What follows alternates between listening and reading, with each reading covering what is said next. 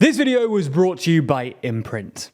When the Bank of England started raising interest rates last year, there was some hope that this might take some of the air out of the UK's housing bubble. Unfortunately for would-be buyers though, the UK's house prices held up relatively well and actually went up in June. However, in the last couple of months, prices have started declining at their fastest rate since the financial crash. And the housing market will actually only find itself under more pressure if the Bank of England hike rates once again on Thursday, as is expected. So in this video, we're going to take a look at why house prices have started falling and what we can expect to happen next.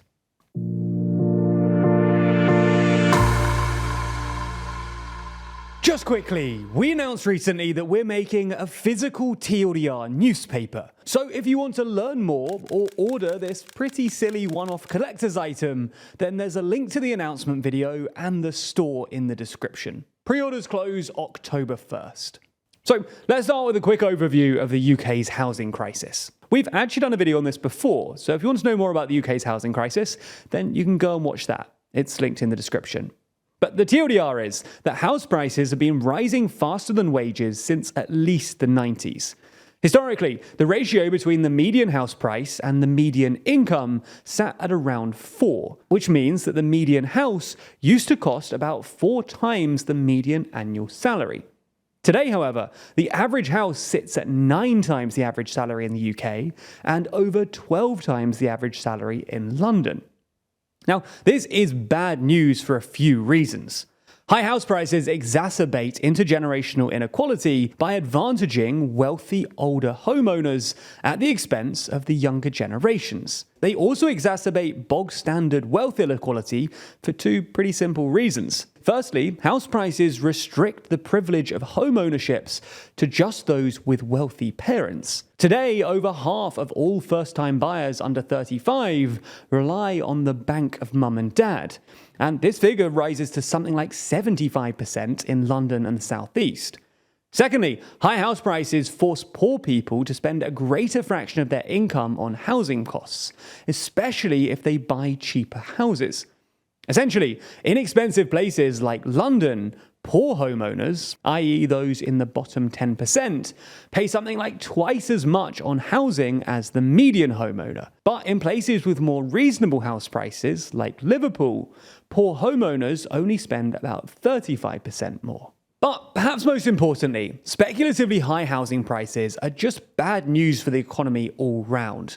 When people end up spending more of their money on housing, they have less money to spend on other things, which means that money goes to landlords instead of productive companies. High housing costs also reduce productivity, in part because they force people to take longer commutes, but also because people get more productive by living in productive places, which they can't do if housing is too expensive. In fact, a seminal paper by 2 economists in 2015 found that housing-associated losses in productivity lowered aggregate US growth by more than 50% from 1964 to 1990. By the way, there's a great piece on this called The Housing Theory of Everything, which we've linked down below. Anyway, as inflation has kicked up around the world, central banks have raised interest rates to try and bring it back down again.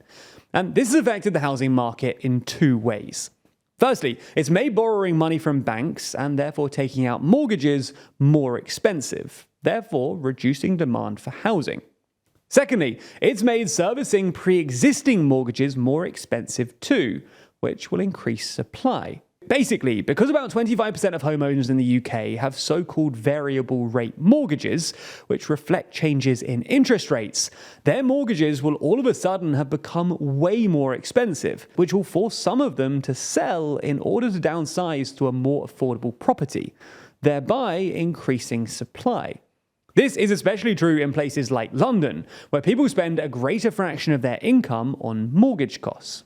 Now, in theory, if demand goes down and supply goes up, then houses should get cheaper. But annoyingly for any non-homeowners living in the UK, while house prices have fallen a bit, for most of the past year they've held up pretty well.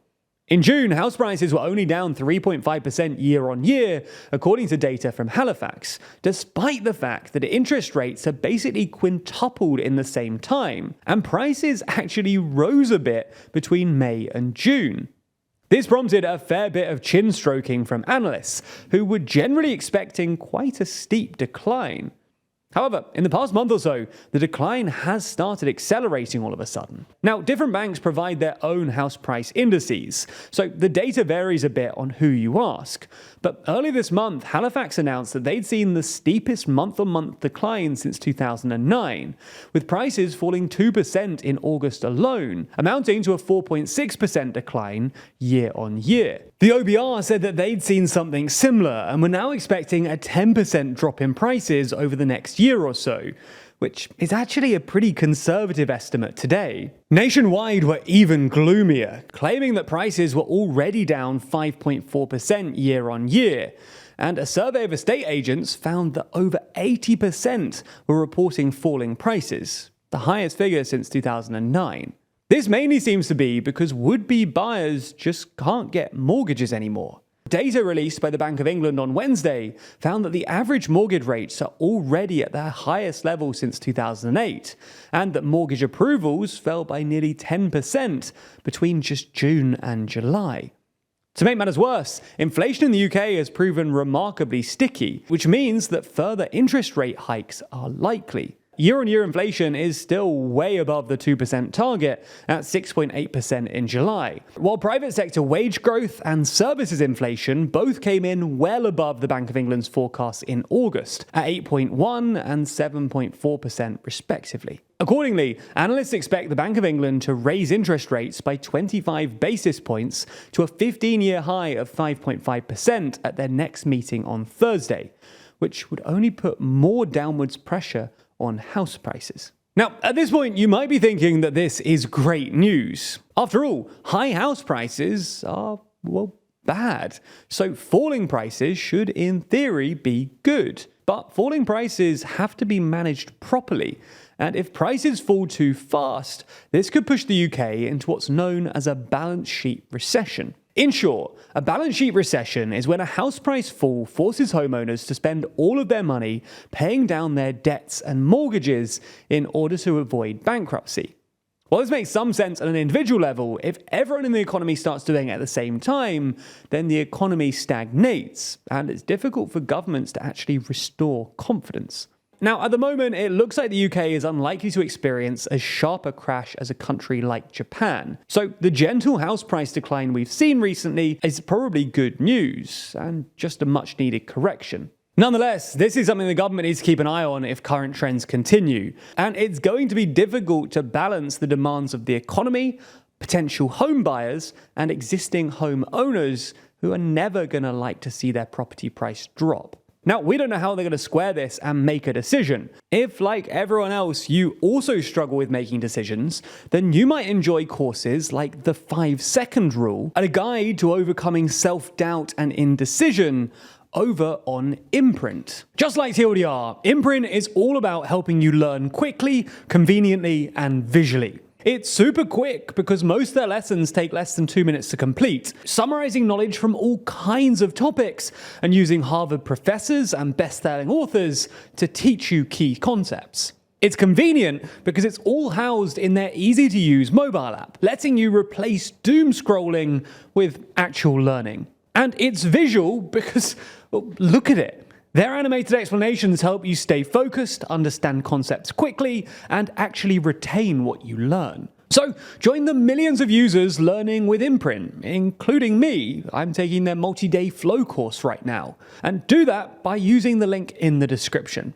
Plus, if you use that link, you'll get a 7-day free trial and get 20% off an annual plan when you sign up. And they'll know that you came from us. So check out Imprint, support our new sponsor, and thanks for watching TLDR.